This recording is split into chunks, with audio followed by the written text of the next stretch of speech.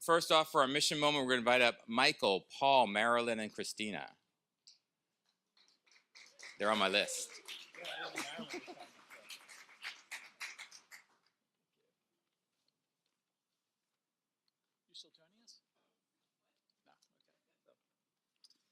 Hey, for today's mission moment, we're going to talk about the social services team and housing case management and how sort of some of the best practices we use sort of come into play and sort of why they even exist.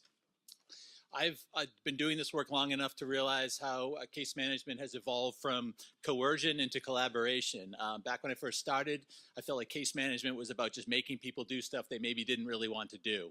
And over time, the sort of systems have evolved to sort of acknowledge that change and that sort of discrepancy. I think the ways it plays out can most specifically be seen in our funders. And that's what we're going to talk a little bit about today, that our federal, our city, and our county funding actually really require organizations to be adherent to the principles of really low barrier and being willing to meet people where they're at. And that's something that's changed over time. One of the ways I see that really happening, a great example of that is around VASH. So if there's any veterans in the room that maybe really remember VASH from the 80s, the 90s, and early 2000s, it used to be almost like a housing readiness track where you had to sort of do a lot of steps and attend a lot of classes before you could be seen as eligible and housing ready. And at the time that Williams opened up, we actually were going to use some VASH Section 8 vouchers to sort of to help staff them that. But because Williams is a really unique building that sort of was working on for people that were interested in recovery, VASH themselves said, hey, no, we're shifting up. We're not going to have any requirements as part of VASH. It's going to be really low barrier. You can't require that somebody is actually interested and motivated towards recovery. So we had to sort of flip some of the Section 8 vouchers around to one of our traditional permanent supportive housing models. And to me, that really speaks to how the funders have sort of changed and caught up with some of the best practices.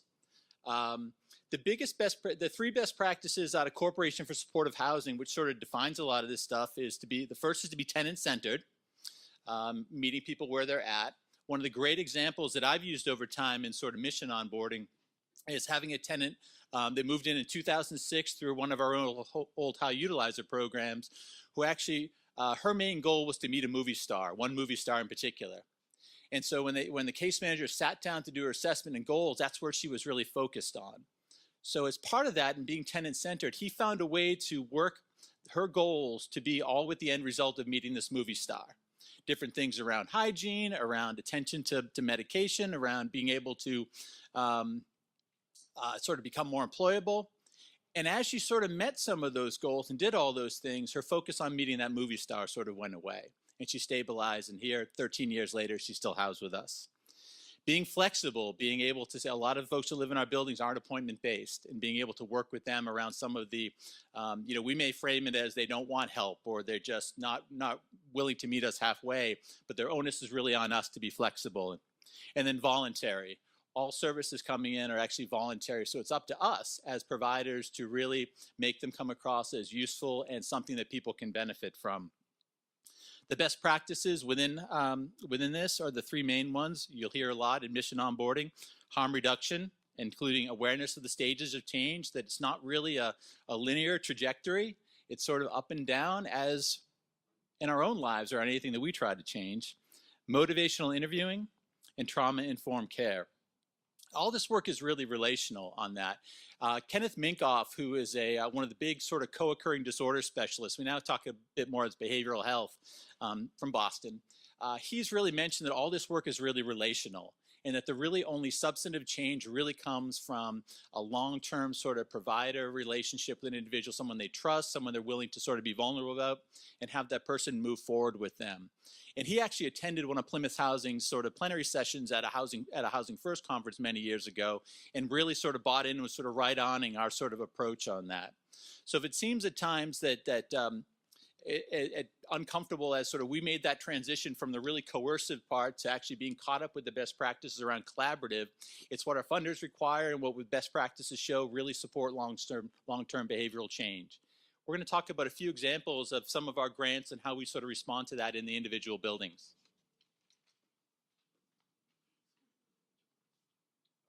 So I'm first. Hi. So if you don't mind, I'm Paul Rosenthal. I'm a program manager. The Williams is one of the buildings that I work with. And I just wanted to tell a little small story about one of our more problematic tenants that we've had in the last couple of years. When this person came in, they're a veteran and they had been going through like many, many years of issues around substance use, alcohol consumption, and lots of problems of like ending up on the street because of their mental health issues. But when they showed up, they were sober, and we were pretty excited about him. He's a really sweet, friendly, warm, engaging, and charming individual. But within a matter of weeks, he had fallen into a state of relapse that was just incredibly profound, like something that you would see in a Hollywood film. Um, he would disappear for days on end, and when he would come back, his knuckles would be torn up. He would have scars all over his face. His clothes would be destroyed. He would just be in an incredibly disheveled state. And he would tell us these just wild stories about being at war in Afghanistan and how Kenny Rogers wrote the song The Gambler for him, which he would sing for you in its entirety if you were able to sit there through it.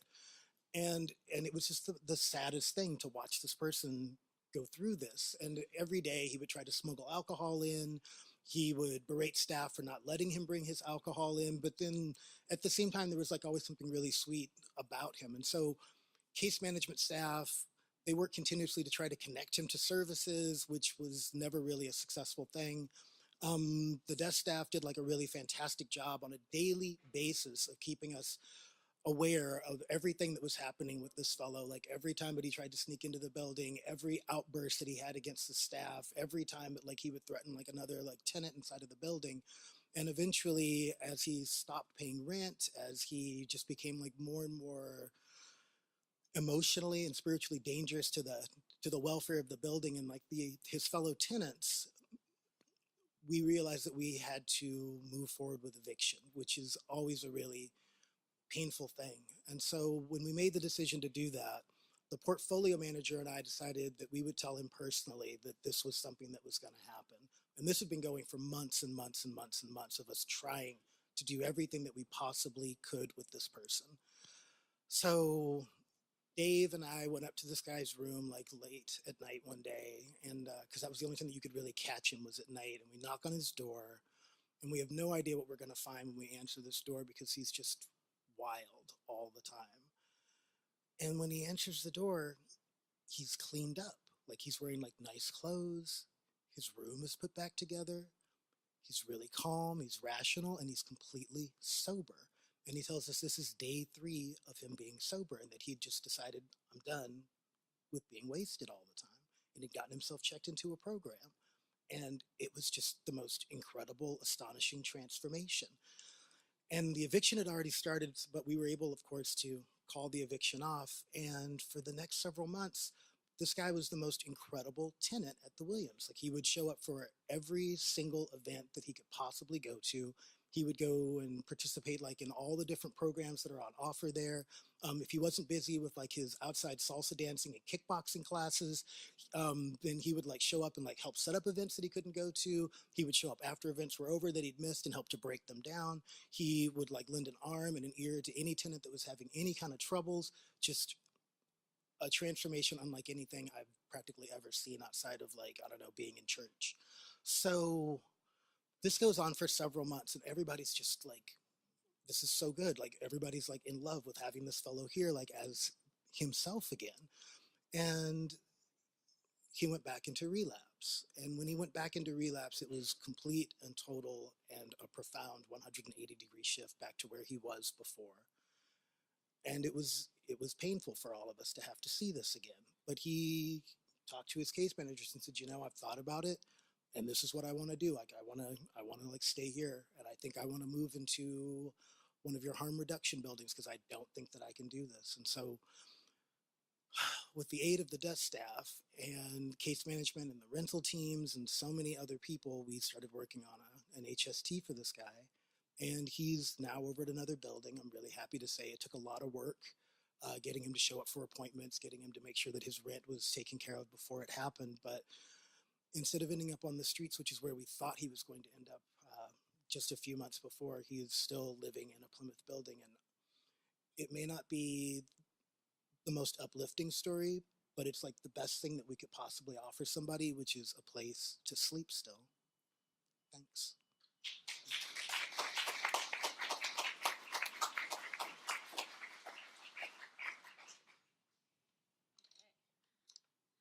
I'm going to talk a little bit about the Plymouth Housing First Grant, which is PHF, not PFH. And that grant you may know mostly from your paychecks. When you're going and doing the cost centers and stuff like that for your timesheet, you might see PHF on there, Plymouth Housing First. Well, what is that? It's $800,000 that we get from the city, and that funds the Scarga-Lewiston, the Pacific, St. Charles, Plymouth-on-Stewart, Plymouth Place, Simons, and it also does a big chunk of our TSA Williams pay. And so that's who we are going to talk about today is William. Yeah. So, our mission in part is to provide opportunities to stay alive and improve lives. And that's really what that tenant supported position does. For those of us that have been case managers or are case managers or building staff or whatever, we see the places that people's rooms can get to and how hard it is to go in and help people to get their rooms back into shape. And a lot of folks really struggle with this. And the tenant supported position is a position that really can come in and help us to do that, and I think is invaluable to the agency. So I reached out to some folks and got some stories about Will's work specifically. There was a tenant at PST whose unit was an absolute disaster. He couldn't remember why it was a mess. When he would come in, he would say that somebody else had messed it up. And Will went in and worked with him and got him to a place where he was keeping his room clean. And then he also went back and did mock inspections with this tenant. So he would come in and say, here's what I'm going to look for. Here's what an inspection looks like. Here's where they're going to go. Here's what they're going to do. Here's what needs to be clean. And this person was able to really make inspections work for them. Sean said that these kind of chats really help tenants understand it's not just us wanting them to clean, it's us wanting to make sure that they keep their subsidy for their housing. A lot of people spoke to Will creating good bonds with tenants. There's a tenant at the Pacific who in his room is pretty introverted. He struggles a lot to keep his room clean, but doesn't check in with case managers very often, is pretty shy. And Will went into his room and helped him to clean, but then also came downstairs with all of this additional information that nobody had ever learned because he'd been up there in that room with the person, talking to him in a way that opened that person up and got him to talk more about his experiences in ways that helped the case manager better do their job as well. Finally, just using Will's own words, on a couple occasions, I've had grown men open up and cry because they were impacted by the fact that someone came to their door to make sure they were doing okay. I'm happy I could be that person for them, but more importantly, I think it shows that making ourselves available in ways that for us is just the nature of our jobs makes a huge impact on our tenants' lives and well-being in ways we can't really quantify or qualify.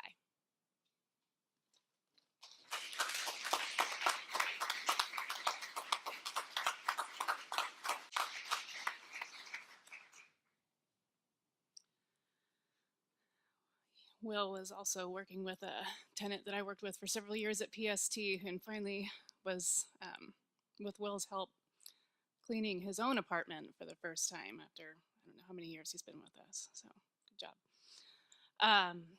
Well, it's been a year and a half since Plymouth on First Hill opened, and I can't believe that, but here we are. So 77 apartments at PFH, all at the same time. People moving in from chronic homelessness. I won't go into definitions right now about that, Amy, but people who have had extended periods of living without a home, all moving into the same building at the same time, and then learning what it is like to meet your neighbors again, learning what it's like to build community, learning what it's like to follow rules, learning what it's like to make the space around you an actual home. And I think, a lot of us know that it can take, I think on average, several months for people to really feel like, okay, this is home now. They can trust that it's not going to be taken away from them. They can kind of build back up their interests and what they want to surround themselves with. So the fact that 77%, and actually it's not actually true. We have a better percentage than that. 96% housing stability rate at Plymouth on First Hill. It's deceiving because also we have 7 people have passed away in the first year, and that's a big percentage there. thinking about the people that passed away, I just wanted to make a couple notes about some themes at Plymouth on First Hill, partly because we partner with Harborview. We have a lot of people with acute physical health needs. It's like more than any building that I've worked in by far. And so there's been so much care coordination with case managers and hospitals, doctors, mental health, etc. One of the things that we've talked about on our team that I've noticed is how impactful it's been of housing case managers and other staff as well going and visiting people at the hospitals. As you can imagine, when you're going through like a lot of like physical, you're going through surgery or what have you, like you can feel really alone. And we're working with people who are alone. We're working with people whose family is gone, their friends, maybe there, maybe not. When we show up in the hospital rooms, they don't tend to have anybody but the hospital staff. There were a couple people who passed away who I heard directly from about their experience of staff being on site and visiting. I remember Marlena in her last days visiting with Clint, and just she was overcome with emotion about how she didn't think she had anybody with her in her dying days, and recognized that housing staff actually cared about like her life and not just her housing situation. I know, like I hear back from staff that goes up there and coming and giving messages to other staff about how grateful they feel to have staff giving them like warm wishes when they're up there. They're calling, people are stopping by. It makes a huge difference of not feeling alone. It's been incredible to hear that the impact of actually showing up and being present for people, one, when they're moving on to passing away, and then two, you know, when they're just going through the hard times and they're going to be coming back to the building. It's been one of the most kind of profound experiences that I've seen at Plymouth on First Hill. And I just want to give a shout out. There's been some staff turnover, which happens.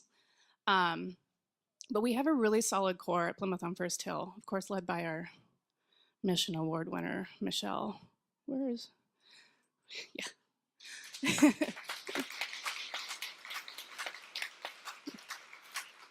Because we're a year and a half into it and people are you know, still coming to terms with like, this is home.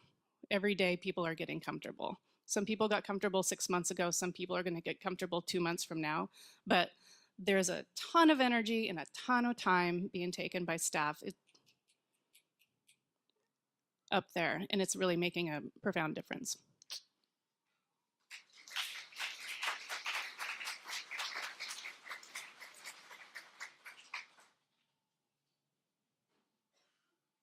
Thanks, guys. That was really great.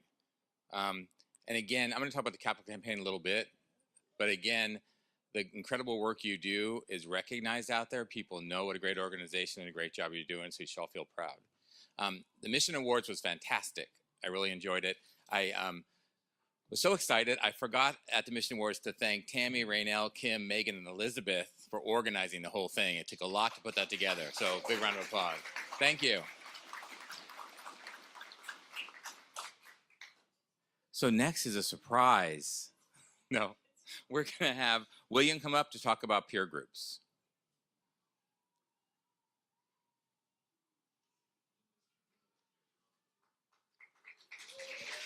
Hi, everybody. Can you hear me okay? Should I? So I've always wanted to say this, but you asked, we listened. There was a staff survey and a lot of people said that they wanted a space at work in order to talk about things with peers in a way that is just a little bit able to get things off our chest, things like that. I've been working with Ryan Agnew and Shannon Perez and Sophia Hussein, as well as Marilyn Mitchell, and we are the facilitators of the new peer support groups that are going to be happening at Plymouth.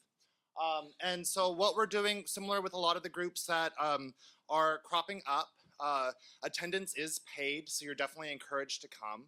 We're actually doing 2 different ones, and they're going to rotate every 2 weeks. So there's going to be one from 7 a.m. to 8 a.m., and so that will allow people that work the day shift and grave to come, and then there's going to be another one that is from 3 to 4 p.m. The first one will be the 3 to 4 p.m. That one will take place on April 2nd. And then the next one will be 2 weeks later. So that you can drop into any group, come in and out. What we're really hoping for is for just a strong group of people that will kind of dictate the kind of group that it is. So whatever you're looking for or whatever you want, the best way to make that happen is just to come and use your voice and talk to us, and we're all just in it together. I think that's all. Okay, that's all. Thank you.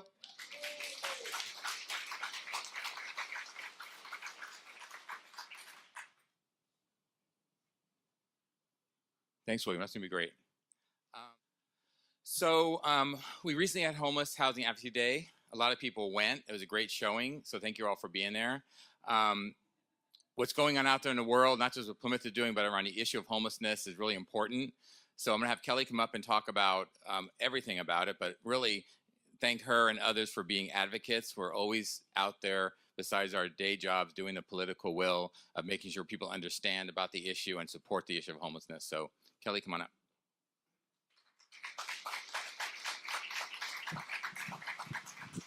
Thank you. I'm Kelli Larsen, the Chief Program Officer at Plymouth. One of my responsibilities is advocacy, and also messing with computers so that things don't work properly. Yeah, it's not moving for some reason.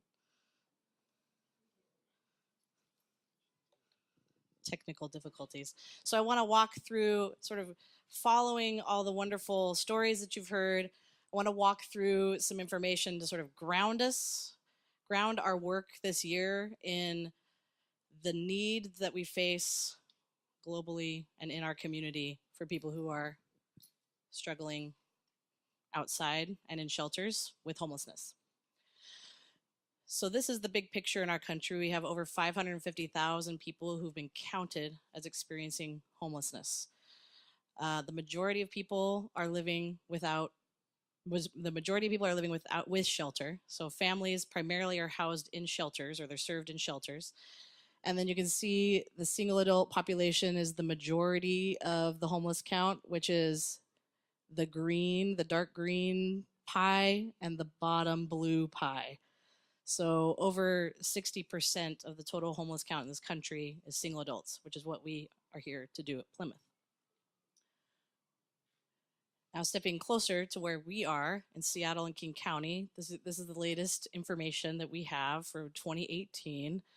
Seattle, King County is the third highest homeless count in the country. Something shifted a little bit over the last year, such that now about a quarter of all homeless people in the country live in California, in the whole state of California. So you can see on this chart that 3 of the top 5 communities are in California. Just gonna pause for a minute because I see Mickey back there, and all of those wonderful slides and all the data that was just walked through is supported by Mickey Biatima on our team, and he's doing fantastic work. He has a huge responsibility, and I really wanted to celebrate him too. So Los Angeles is sort of the epicenter of unsheltered homelessness in our country. There's 40,000 people there living outside, no shelter. And that's been sort of holding steady for a long time. But the situation in California is dire, similar to how it is here. But what you've seen in California over the last year, I don't know if anyone followed a bunch of the elections, but there was a huge groundswell of advocacy and support to make more resources available to house these folks, to build housing, support rental assistance, support services, and bring people inside. Billions and billions of dollars have been brought to bear from government partners and advocates to help really make a difference in California. So everybody along the West Coast is really watching what's happening in California to see how we can replicate that here, what we can do. And I'll get to that a little bit later. This is the point in time count from 2018. Some of you participated in the point in time count this year, 2019. We will not see that data until May. So we're still working off of our 2018 data. There's 12,000 people who are homeless in King County. This was the first year that we saw the number of people who are unsheltered exceed the number of people who are sheltered. So for the first time this year, we counted more people living outside than in shelter. And that number unsheltered is 6,300, living in shelter is 5,700.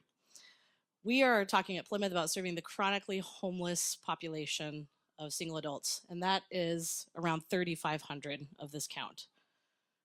It's a very significant number. When we were providing about 1,000 apartments every year, we need to keep going.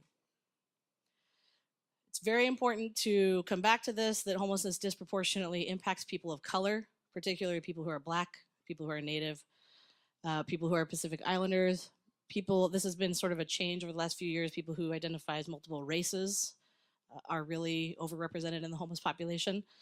And because of this, we are called to be culturally accessible such that we are not having a disparate impact in what we are doing at Plymouth, and that we are responding to people's needs individually and meeting them where they are, whoever they are, the best we can. This is also something that we are being called to do by our funders, such that Michael was talking about earlier. I always like to remind us too that this is one of the alternatives in the homeless system right now for folks who are struggling outside. This is what it looks like inside a couple of shelters in our town. These are pretty well run shelters. They're clean, but you can imagine what it's like to stay in these places every night and then have to leave early in the morning. There are a few examples of shelters where you're not having to leave anymore. They're like Haddon Hall. Catholic Community Services is operating an enhanced shelter, they're calling them. So it's a shelter, but people can stay all day long. They can leave their belongings. They're sort of settled in for a while. But these shelters are extraordinarily expensive to run. They actually cost as much as or more than the housing that we provide. So it's an important trade-off for policymakers to consider when they're thinking about how do we address the needs of the people who are struggling outside, most of whom want keys to an apartment. This is the latest information, so I'm now stepping out to the affordable housing crisis. Starting with the homeless data, now we're going to talk about the affordable housing crisis. This is the latest data we have from our National Low-Income Housing Coalition on the affordable housing gaps that we face. This is a map of the gaps for housing at the extremely low end of the income range. So 0 to 30% of area median income, which is what we do at Plymouth for the most part, except for Caldwell. Washington ranks 44th in the nation for adequately meeting the needs of those who are 0 to 30% AMI. So for every, it's hard to read, for every 100 extremely low income individual, we are providing 29 housing options for them. We're really falling short. The worst off state is Nevada, and it's providing 19 affordable homes for every 100 who are extremely low income. This is a chart that shows the rent burden for households across different income spectrums. So again, the bars on the very far left are the most low income people in our country, and they are experiencing the highest rent burdens of all income brackets across the country. So the blue is the cost burden where you're paying more than 30% of your income towards your rent. The orange is a severe cost burden where you're paying more than 50% of your income for your housing. In Seattle, we know that around 50,000 households are extremely cost burdened, paying over 50% of their income for housing. So Seattle reflects the Washington state crisis that we are not even close to meeting the needs of people who are extremely low income, let alone these other income strata of people who are very low income and so on. I thought this was an interesting chart that really focuses on income sources for people who are in that extremely low income bracket. So for people who are making 0 to 30% area median income, 40% of them are in the labor force. Pretty remarkable. And nearly half of them are working full time and beyond and are struggling to make ends meet. A lot of the folks in the other part of the chart are the folks that we serve. 26% are seniors, 22% are disabled, and then a smaller percent other school.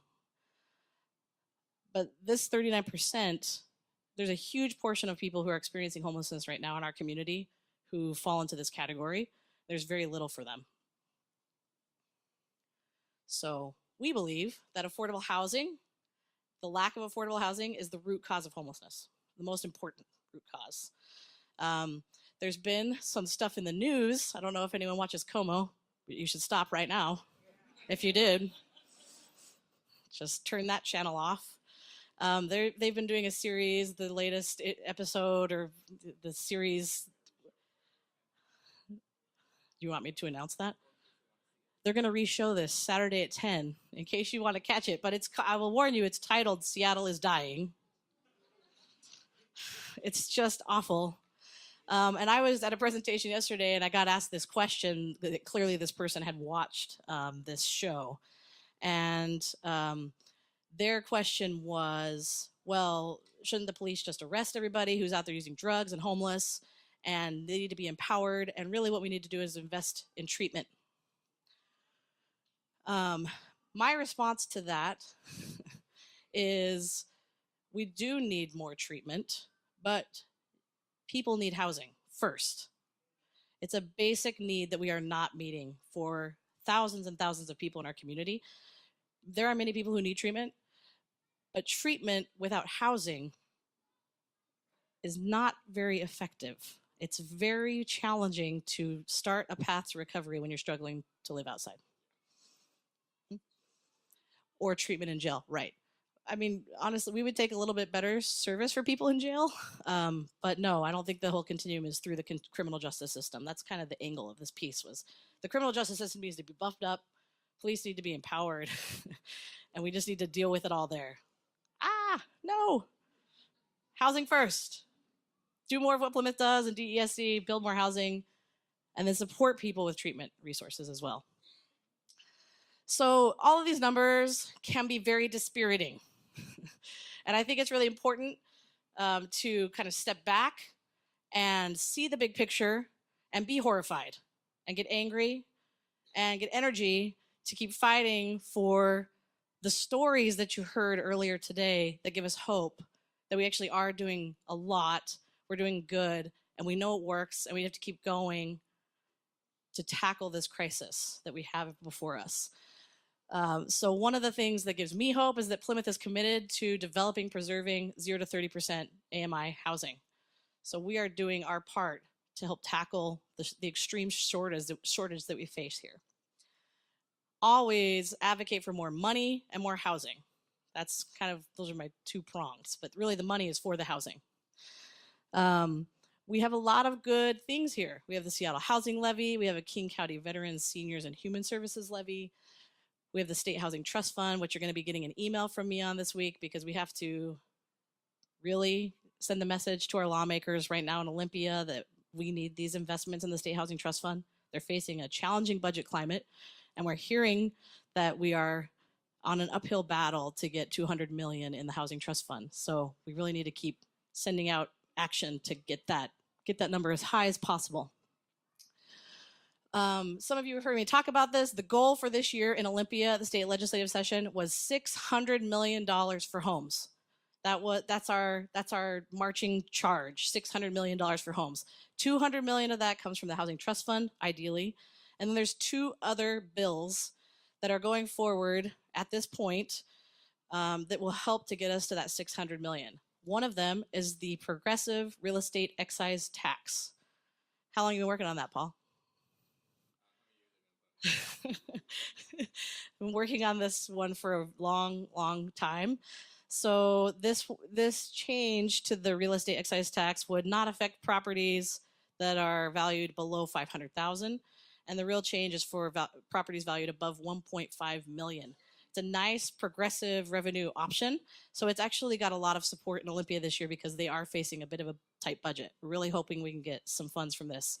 So that's part of our $600 million. That's $200 million, another $200 million possibly. Yeah. So the important thing about that one, it's like a little 0.25%. It'll be millions, but where it really tags, you don't realize this, but downtown, as you see a high rise going up, during that construction, oftentimes those folks that are building that sell it off to somebody else. There's a real estate excise tax to that.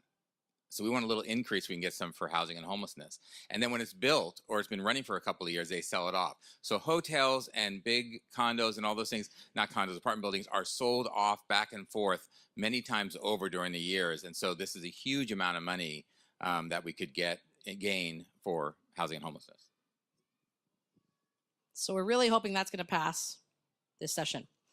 The third is a change to our sales tax. Don't ask me any questions, William.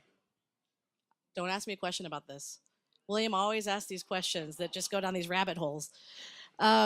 This is a change to the sales tax, but it's not an increase. It's just a change to maintaining a portion of our sales tax that we collect in this county at the county level, designating it for affordable housing, instead of sending it to the state, to the general fund. Yes, William, what?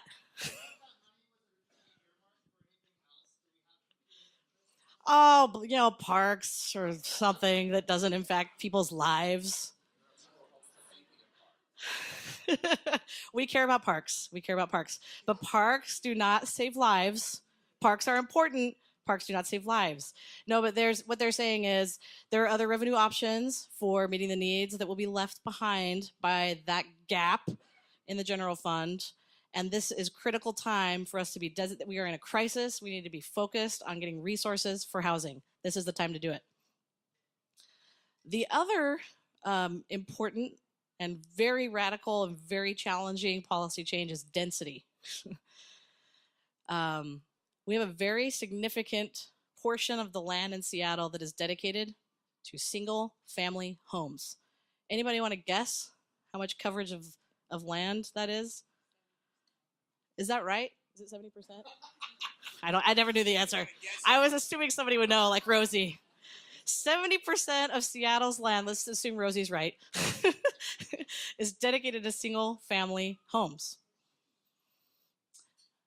We believe that we need apartment buildings and triplexes and fourplexes and duplexes to try and help us build density in so that we can house all the people that are coming here, all the people who are struggling to survive.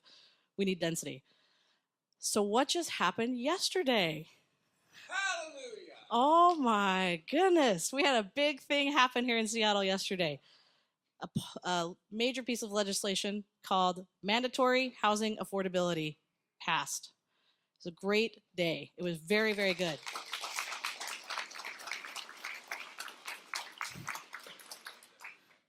Yes, I'm going to get there. I'll get there. So what is mandatory housing affordability? Can you sum it up in five words? So the idea of this is it's one of like 40 recommendations from the HALA that we were involved in, Housing Affordability Agenda. REIT, the real estate excise tax is one of them too. So what it said is on arterials, can I say the percentage then? Do you mind? Okay. So when we talk about the single family home zones that Kelli mentioned, 70+%, we're only looking at 6% of that to allow us to upzone it. And what it means is it's along the broadways of the world and major streets of Aurora and all that. What it says is if it's zoned 4 stories right now to build 4 stories or 2 stories, we're going to add a couple of stories. So 4 can become 6, 2 become 4, very minimal. When you add that, then a percentage of that building needs to provide affordable housing units. And if that developer, that for-profit developer doesn't want to do that, it's funny coming from me in Plymouth, but I really want them to do it.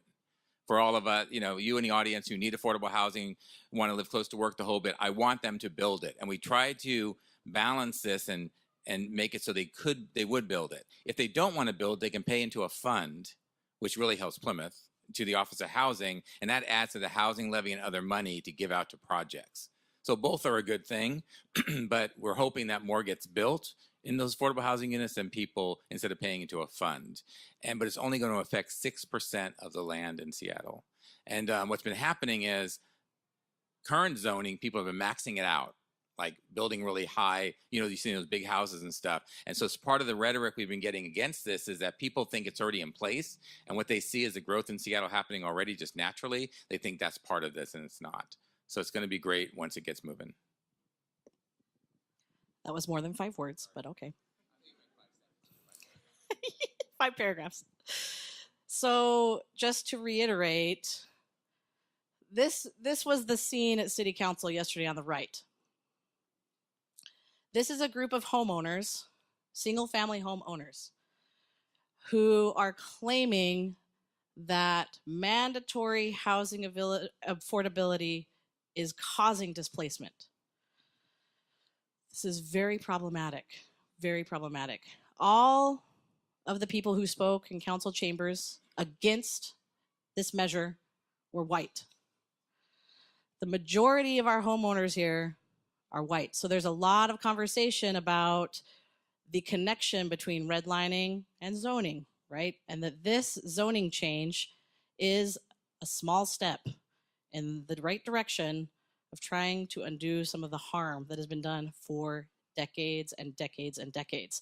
In my family, people bought property that they were not legally allowed to buy because of the color of their skin. I know that has impacted a lot of people in this room. Those covenants are in the deeds. They still are in the deeds. There is a legacy of racism in this city and the country. And this and other measures across the country are trying to tackle some of that. So I really love this juxtaposition. The Seattle Times did actually a really nice piece on people who are benefiting from affordable housing. This is a family that just moved into Bellwether's Abora Court. It's a beautiful picture. And just thinking about the sacrifices that have to be made. Views must be sacrificed in order to build higher and more dense. It has to happen.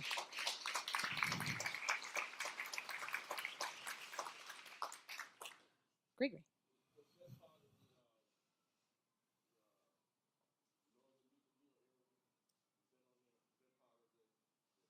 I'll show you a map. Yeah, there are bits of this all scattered throughout the city of where this has occurred, where the up zones are a thing. They're all, like Paul said, along main arterials. But yeah, I'm sure there are some in Beacon Hill. So part of it is there is displacement happening. So there's displacement happening. There is a loss of naturally occurring affordable housing. So old buildings that have naturally affordable units are going away because it's a speculative market and developers have a lot of power in the market. And also bungalows are going away and big mansion boxes are being built from lot line to lot line. All these things are happening under current zoning. And so a lot of people are coming and complaining about the stuff that's happening now. What we are tacking on with mandatory housing affordability is that now you are required to actually build affordable units. This stuff is happening anyway. The change is occurring. Seattle is changing. Seattle has changed. Can't stop the change. I loved Councilmember Lorena Gonzalez's speech yesterday. It was very powerful. She was talking about how she loves living in West Seattle. Her husband is a service worker who makes minimum wage, but they get to walk to their favorite restaurants and the grocery store. She believes that this should be a vision for everyone in this city. And she talked about the racially exclusionary zoning that is in place, the way she put it, to keep people that look like her out of these neighborhoods. And that's what we're trying to tick away out bit by bit to fix. This is a little map, Gregory, of where the urban villages are occurring in town. Yeah, John?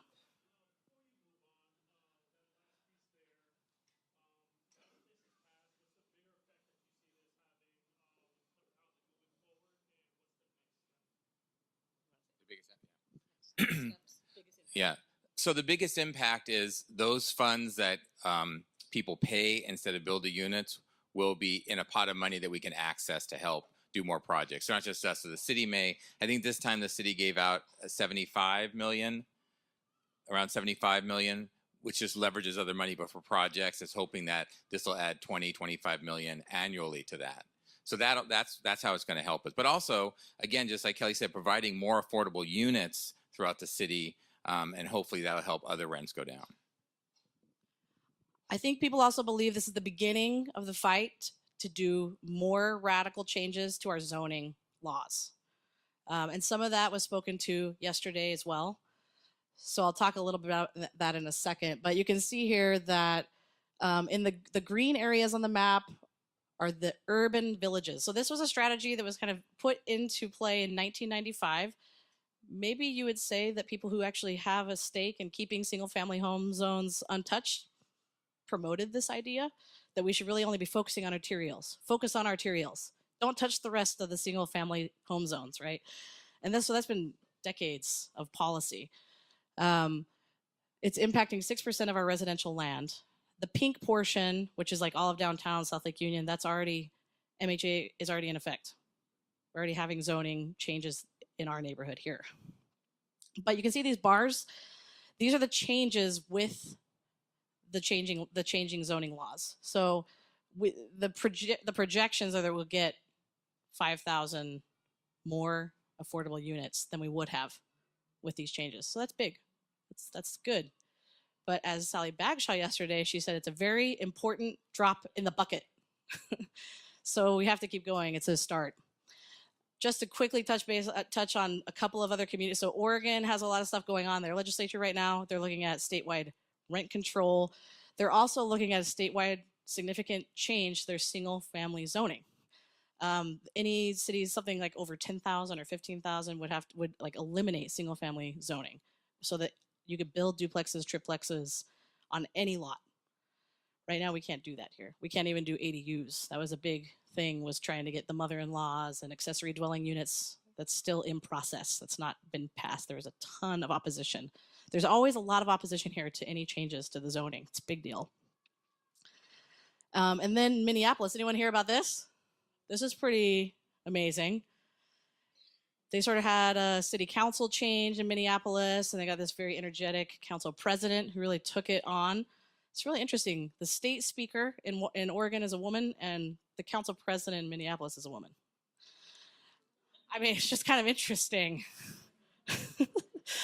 But they passed a huge plan called Minneapolis 2040, and they just wiped out single-family zoning.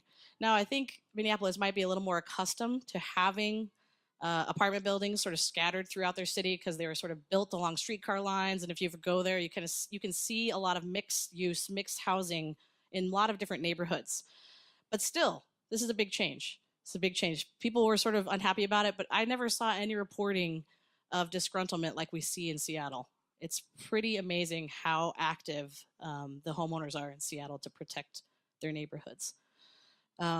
But this, again, they were really hearkening back to the history of redlining and segregation to talk about why these changes are necessary. So, any questions? Yes, Ryu.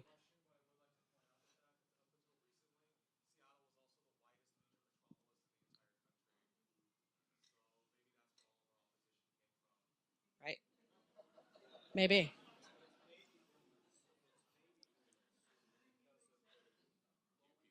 You? Oh, did people not hear? Ryu was saying that our demographics in Seattle, until recently, we were the highest percentage of our population was white of any major city in the country. And then Dan speaking to the baby boomer generation which is there's a big generational shift. I feel this in my own family where, there's a plot line. You're on the American dream. You're going to buy a home. You are entitled to that. It's really not the same anymore. The amount of debt that we are carrying in the younger generations, the extreme cost of living, it's a completely different environment for people now. Any other questions? I was going to go, yes, Jorge. Yeah. State bank.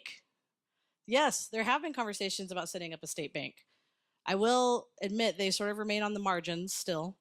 There were conversations about doing a city bank around the mayoral race. We had some folks that were interested in promoting that idea. It's not a bad idea, but I think it's politically very challenging. But I understand why you would want to do that.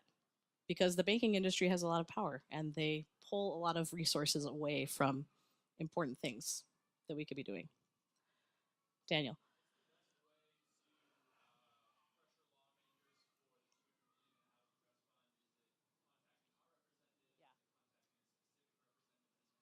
Yeah. Yeah. The most important thing we were going to listen to, what's the best way to make sure the trust fund, and we have a list, not just the trust fund, but other things at the state right now. What's really important, like Kelli lives on Bainbridge Island, right, if you live in Seattle, we have very progressive folks that are already working on this. They're helping promote it.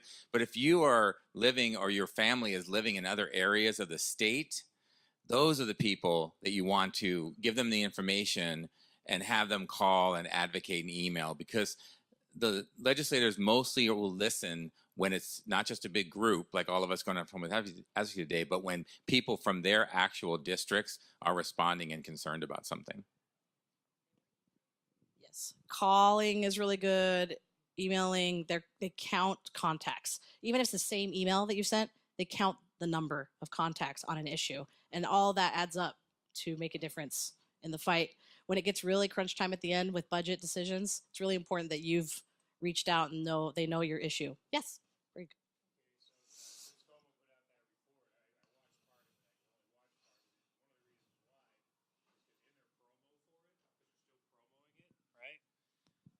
Okay, so I watched part of that thing that Como put out, and in their promo for it, they're doing other film shots. And one of the ways I found out about it is I'm over here at the Humphrey, and one of the tenants was walking with their groceries, came back home, turned on the TV, and in the promo, he usually watches the news, and he sees himself going down the street because they filmed him. And that was part of the promo for what they've been doing and for what's next. So my question to leadership: is a video rebuttal going to come from not just Plymouth, but all the other providers who are like, no, we're in the trenches all the time, and here's the folks, and, let's really have a conversation as opposed to, the propaganda piece they're putting forward? This is always a really challenging one for us. I think we're really on our heels in this community because the news is kind of against us. I wouldn't say public opinion is, because I think the public generally is for us. The public opinion is generally a strong majority, or a strong opinionated slice on this side, a strong opinionated slice on the opposite side, and this huge middle that can move one way or the other. And I feel we have most of the middle on our side. But the news is a different story. They have a lot of access, they have a lot of coverage, and it's really hard for our side, our sector, to decide, what do we respond to? Are we at risk of just giving more air to it? That's the conversation right now in Como, is, do we really want to fuel this? Do we want to give oxygen to it? Do we really want to perpetuate this on social media? Because we'd have to link to it to talk about what it is. So that's kind of where we are right now. One thing that I've heard Mr. Lambros say recently is, our heads above the water. We're marching forward for what we do at Plymouth. We'll keep talking to anyone who will listen to us about why we believe in what we do. And we keep on we're sending positive messages about this work, focusing on the need, focusing on the solution we believe in, and just keep going forward in that way instead of necessarily responding, except for in a format like this. Happy to respond to questions anytime. Ryu, then John.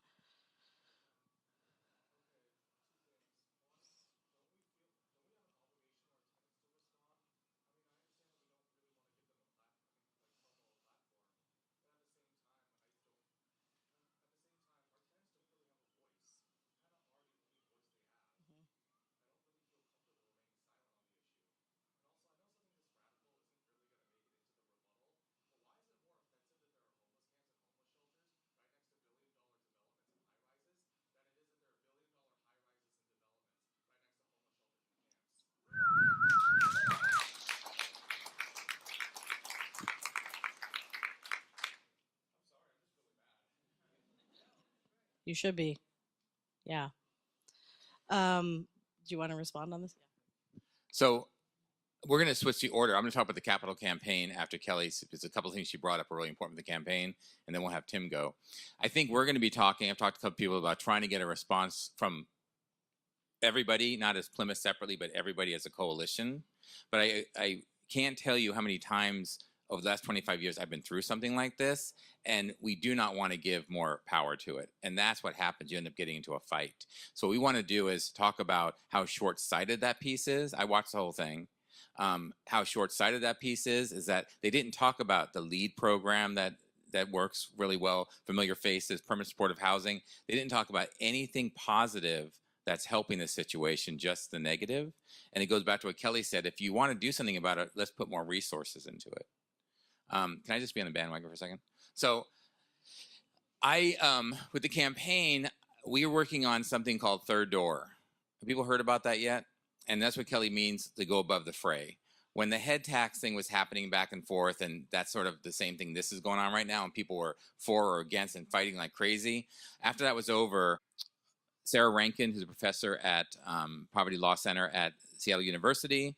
So we have the researchers involved. Chad McKay, who is a restaurateur, want to do something about it. And then myself and Daniel Malone from DESC, with a few other people, are in a small group we call Third Door. And it is that point of rising above it. It's to say, we're not going to be the business folks saying this and the neighborhood folks saying this, and we're not going to be the government saying this, because we don't really agree that everything the government is doing right now is right. They're trying, but it's not right. And so we want to be this third door, and let us do this separately. And it's going pretty well, and we'll be launching something soon. But what happened yesterday was, I belong to a business group, and the topic was going to be homelessness. And we had a panel of myself and Chad and Sarah. And this Como piece came up a little bit too. But overall, it was really positive when we were talking about the right solution is to really go big on permanent supportive housing. The goal is not just the buildings we're doing our campaign for DESC to do something similar. And it's getting everybody behind it. So what Kelli said, not the people way over here, or not activists, to be honest with you, way over here that's going to piss the middle off. We want to get in the middle, get all those people in the middle on board. And it's really been effective so far. And in that room, people really got the solution. We do the presentations all the time, so you can always, I love when they ask questions and they think it's a really cool question that we haven't heard before. Do your people work? I mean, or like this. But I was actually on my stool, a little nervous, because Sarah Rankin's man, watch out. She's awesome when she gets going. And she really does well of how she handled that business community, and not just going in and saying, you are so wrong and evil. You know what I mean? You want to do a couple of times, and that was only coming from a few people in the audience. Most of the audience really got it. So I think we're going to be talking to other organizations. Third Door has been emailing about it. Daniel and I have been emailing about it. What we don't want to say is that crime is okay. There are certain things going on out there that are really criminal activities. But I love the point about our resident, because I will be using that today. That's wonderful, because that's an example to say, who the hell do you think you are? This person's house, and and this happened before, and you're filming a guy, because he's not dressed nice or something, and you're putting him in your promo for homelessness. That's great for me to use to have a little dig. Thank you for that. Kelli's texting about it right now. And so things like that we can do, but I think a response we need to look at is organized through a group. And so what we're doing with Third Door is thinking about, how to respond to that. Again, in a positive way, to saying, we agree, crime's bad, this is going on, this shouldn't be happening on our streets, but that's a small part. It's not everybody homeless. And then if there are people that are homeless, what we should be doing more to get people off the streets, not just moving them around. They really understood yesterday, and every presentation I've done, about the cost, and we showed the cost of leaving people on the streets rather than having them in housing. So we'll keep pushing it that way. Do you have a question, John? Yeah.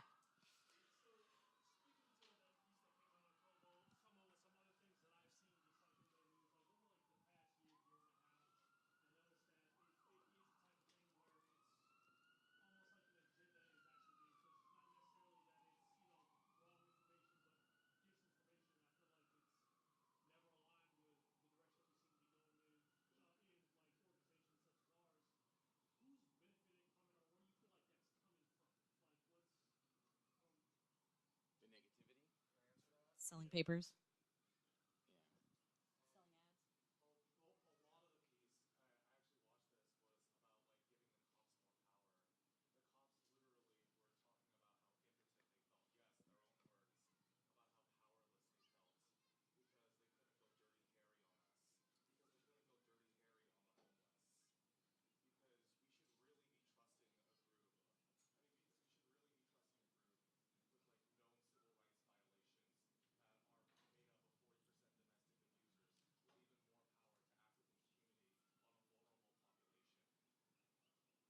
Very good point. I think, again, on the in the middle there, though, is you have, and we've worked with them, you have store owners, right, who in front of cops, people are stealing from them. And the cops feel like they can't do anything about it because all they're going to do is arrest this person. They're going to go to the county jail. They have to process them. That means they'll be off the streets for a long time, meaning the cop will. And then those people go right back on the streets. And there needs to be a different solution. So I can understand some frustration with the police when things are happening and they're getting bombarded by neighbors and store owners and the whole bit. They need to do their job. They need to do it to the folks that really need to be jailed and are criminals versus anybody who's just trying to survive on the street. And there needs to be alternatives. I also want to make sure it's clear that we do need police and we do the best we can to partner with police and also educate police and have them educate us, work in partnership as much as we can where we have shared desires, shared goals. And our coalition on homelessness is hosting Chief Carmen Best at their next general membership meeting. And our Trina and Michael will be going to represent Plymouth's views and share some of the concerns that we are experiencing. So it is an interesting dilemma. It's a very challenging space. So I think with the media, we are particularly challenged in this town with our media. We really are. If you look at the editorials that are written by our editorial board, the Seattle Times, compare them to the editorials that are written by the editorial board of the LA Times, for example, it is like night and day. It is a completely different group of people with different values. It's very strange that they are running our town paper. It's very strange. I talked with Quentin about this a little bit after a panel recently where we had one of the editors from the Seattle Times running this panel asking questions that felt pretty irresponsible at times. And Quentin talked about how he grew up here, and the Seattle Times was always known to be the conservative paper. Now it's our only paper. It's our only paper. They have all the power. They have all the airspace. So it's just this phenomenon of Seattle and this decentralization of news. It's a challenge here. They'll be gone soon. Yeah, it was funny. It's like Democrat, Republican. We used to have there's the Seattle Times, and the Post Intelligence was the other paper that's gone away, and it was a lot more liberal. And when all these go online, it's very different, but Seattle Times is still pushing. But it's interesting. People look at Crosscut, and they're looking at other things just as much as the Seattle Times. So it really is one conservative end. So I want to move into the campaign and what's been happening.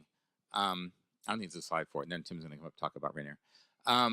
So some of the things Kelli said is really important is that we are reaching some people in this campaign that were doubters, and we're pulling people over to what we're doing that didn't think that taking people off the streets was necessarily the right answer.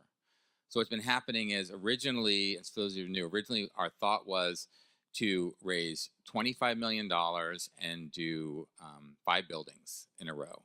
And those 5 buildings, Tim's going to talk about how Lynx is going in a minute, but we won the K site, which is over on Lower Queen Anne. We're doing the high rise with Bellwether. We're doing the St. Francis House over on 12th, and we're trying to secure a 5th property. We have time to do that. And so in this quiet phase, we put together a couple of great co-chairs. It's interesting. One of the people on our small committee right now, and I'll be having a conversation with them, actually, I don't think he expected the Como piece turned out that way, but he works with Law and Justice and contributed some things that he thought, I talked to him yesterday, he thought we're going to be positive and not the whole thing swayed. He gets familiar faces. He gets the stuff we're doing, and he didn't cover that in it. So we'll be talking about that too with this committee, but it's really bringing a lot of people to the table. And especially around healthcare, some folks from healthcare are coming to the table to donate money to the campaign, but they get what we're doing with Harborview and the whole bit. So that was the original thought. And that 25 million was going to be roughly 14 million for a little bit of private in each of those buildings, starting an endowment to be able to provide more dollars to run Plymouth and more services, and then some money to fix the historic buildings. So we're in the quiet phase right now since I think we started in November. And we're already at a little over $22 million. So it's pretty amazing. Yeah. And that's really these individuals, us as staff. I want to give credit to Lynn and Choco and the rest of the team at RD who's been helping to run all this. Amanda's been doing some great, is Amanda here? some great writing and materials for us to take out, and a lot of meetings.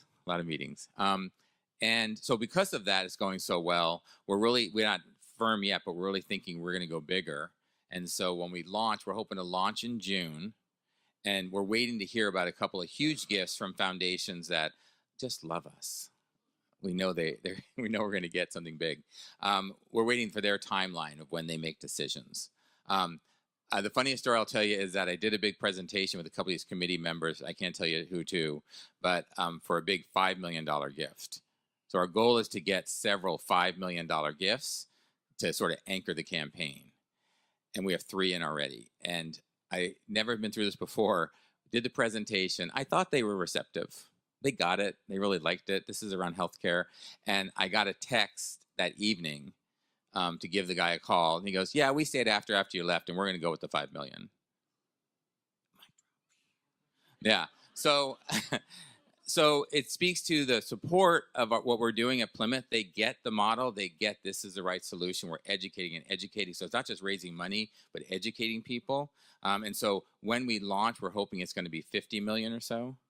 And what that means is that we're gonna do 8 buildings. We're not identifying the other 3. People will just have faith they'll get them done in the future. Have a bigger endowment and still have money for the historic buildings. And what's really telling about this campaign to me is the faith people have in all the work that you do.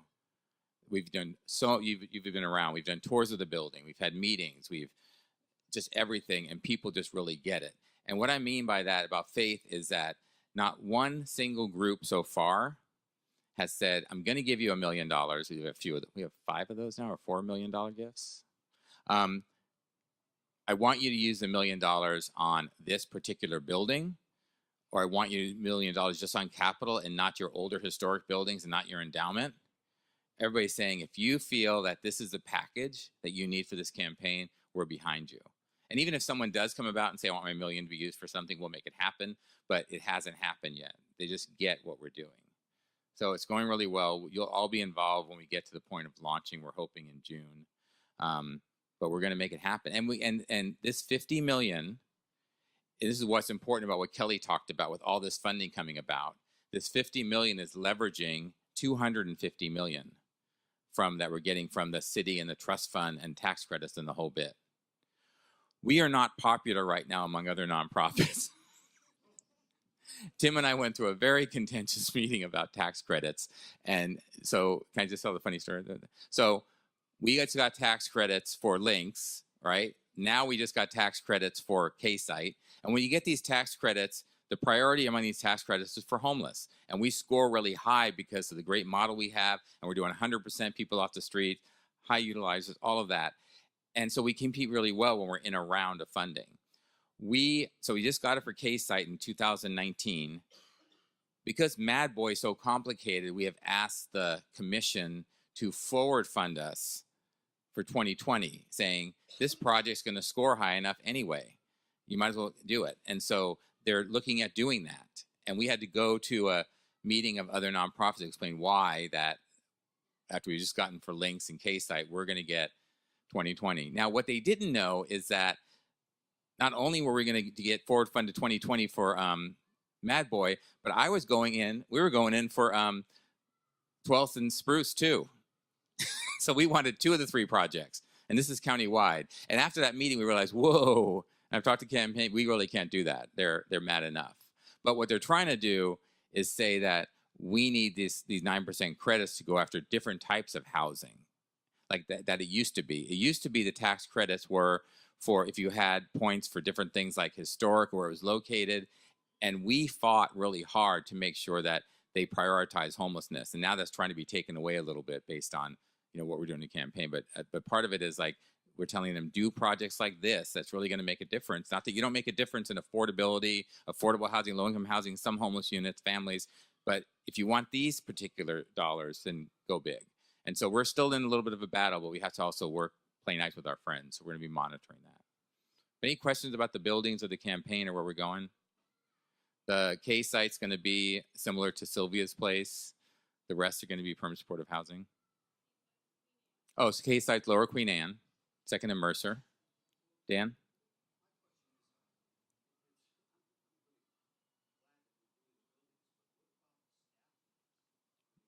Mm-hmm. Yeah. Yeah, so Tim will tell you what we're doing at length in a second, but yeah. So the idea is that part of what we're doing with the endowment, right? We're going to go after all the same funding we have for operations, Section 8 if we can find it, McKinney, but we're also, what Kelli mentioned, where I've been out there championing the fact that you just put like $1.6 million to an organization who we love, Catholic Housing, to run a shelter at Haddon Hall. That's new money. It's all from the city. So we're trying to educate. I say educate when I mean get mad about it. Okay. I want to educate you. We're trying to educate the city, and the county, for instance, is saying, well, they're raising that question. How are you going to operate these buildings? And I'm saying, well, you can't be thinking about just the operating dollars we've used in the past. The city just gave, $1.6 million to run a shelter. There's money there. And so you're going to need to step up. But part of the endowment, right, is to make sure that not just fundraising or city and county. What's great about Plymouth is we have a pretty diverse funding pie of how we fund the organization. And so part of the endowment is to hopefully, off of that, bring in close to $1 million to help operate too. I want to add too, I mentioned this to the social services team. I want to make sure everybody's aware of this, that we're still continuing the fight at the city level for worker wages. And we just had a meeting on this yesterday with Teresa Mosqueda's office, who's kind of taking the lead on this. We're trying, they passed something last year in San Francisco, an ordinance that mandated certain wages for social service contracts and mandated increases in contracts by the government to be able to meet those wages. So we're trying to work on a campaign and settle on strategy for how we do that here. Our struggle is that we don't just have a Seattle contract. We have a Seattle contract, so we have to work Seattle City Council. We have a county contract. We have to work with the county for those dollars. We have the housing authority revenue that comes in. That's a huge part of it. So we have a very complicated funding picture, diverse, very good, also really hard to pull levers in order to make significant change. But we're still trying to push forward on the city effort. Carrie Ann told me she was going to share her story. I'd love to have some other really compelling stories. There's going to be committee hearings this summer, and we're trying to march forward to the fall for new legislation on this concept of automatic increases to our city contracts that will help support worker wage increases. So that's part of it. The other thing that's complicated that I've been talking to them about is when they fund a building for operations, right? We're showing them a budget. And that budget is just for that building. Well, we have a union here at Plymouth, which is great, and we have other people not in the union, and we need to make sure wages are even. Building assistants, property management, managers, others. And so it's really hard to say, we want to be able to pay everybody $3 more an hour and put that into a budget for a new building, because we can't do that. We can't pay that new building different salaries than the other buildings in existence. So it's really hard, but I'm working with them to make the case to say, you should be looking at this fluid throughout the whole portfolio of Plymouth. And part of it is the wage increases, but part of it is when we go to a new project, we should be able to get dollars to then spread a little further. It's very, like Kelli said, it's not just that we have different projects within Plymouth, every project has different funding sources. And again, part of the endowment is to have flexible dollars there, just like all the dollars that we raise. By the way, big hand for Seattle Dances, broke a record, right? But part of that pie of $30+ million budget, we're raising $3 to $4 million a year now in private, and we're going to have to raise more as we bring on new buildings. But the endowment is part of that to sort of take a piece of that. So we'll keep working at that.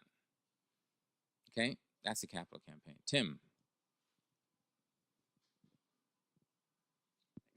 So before we do this little trivia, I just want to play off that theme a little bit and tell you about what it's like in our development team, because it's very different than what you all might think of as developers. You know, we do the buildings, we work with architects and contractors, and we put together the financing like Paul was talking about, but we're also educators too. In every community that we go into, especially where some of our new projects are that we don't have buildings already, we're talking to people about what you all do, the great work that you all do. And just picking up off the theme of this piece that came out with Como and that sort of thing, is I'm finding more and more personally that there's never an opportunity that you shouldn't tell people more about what Plymouth's mission is and what really happens in our buildings and how we're transforming lives. Because I hear a lot in the communities we go out to, I get it. No, I've heard of Plymouth. I know Paul, or they know us at sort of like a 30,000 foot level, and they don't know the details and how much it costs to build or to operate. And so, sorry, I'm just it's a lot going on, but yeah. So we are constantly out there talking to people, and thanks to everybody who was out at the K-Site meeting a couple weeks ago. Michael, Jeremy, everybody did a really great job in a new community by the Seattle Center. So thank you.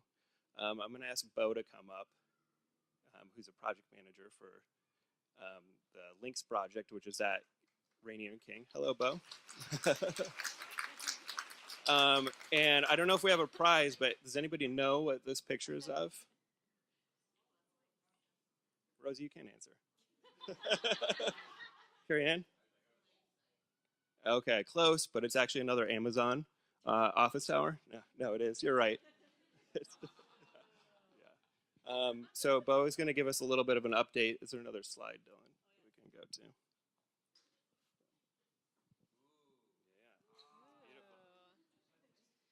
Yeah, so this is an image of what the 501 Rainier Supportive Housing, which will not be the building's name once it's actually built, but that's what we're calling it right now. So that's what it will look like in about a year. The building is scheduled to open in April of 2020. So as folks who are involved in the oversight committee know, we're already starting planning, talking about, you know, what the operations of the building are going to be like, buying furniture, staffing, all of that. So can we go back to the first one? So yeah, this is about where we're at now. We're a little further. This is from a couple weeks ago. So to most people, not very exciting, but we're very excited on the construction side because we have all the basement foundation walls up. We've excavated everything, and we didn't hit anything crazy in the ground like we did at Plymouth on First Hill. There was a river flowing under there that we had to spend a lot of money that we didn't know we were going to have to spend. So fingers crossed that things continue to go well.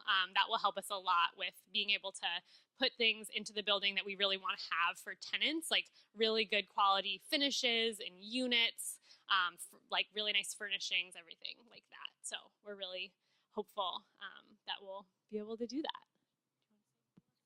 Maybe we should just, so it's going to be 105 apartments.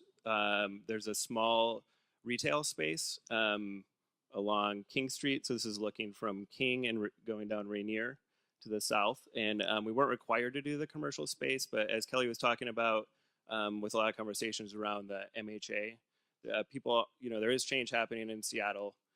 So we're using part of our capital campaign funds that are going into this project to support a retail space for a business within Little Saigon or Chinatown International District that might be at risk of a new development coming in and forcing them to relocate. And we also have a new maintenance shop going in, and that's what Bo was mentioning is the first concrete in is going into the parking spots for the new maintenance shop. It's happening now. Yeah, so kind of to go back to Dan's question, when we are building the new buildings, we are thinking about planning for the future. And so in this building, we're able to put in some extra space to build for that growth, and then as well as the budget for operating that includes not only the staff for this building, but you know, some additional for all the admin that goes on behind the scenes for more growth. Yes.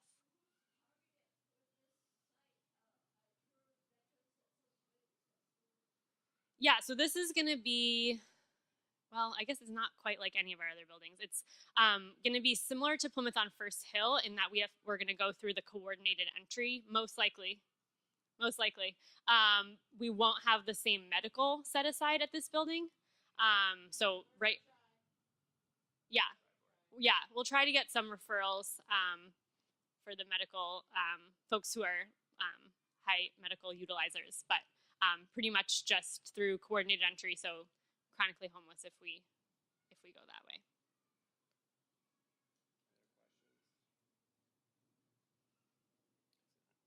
Just want to thank Bo for all her great work. This is her first big project at Plymouth that she closed and got $32 million from all the funders. And now it's 4 months into construction. Great job, Bo. Great job.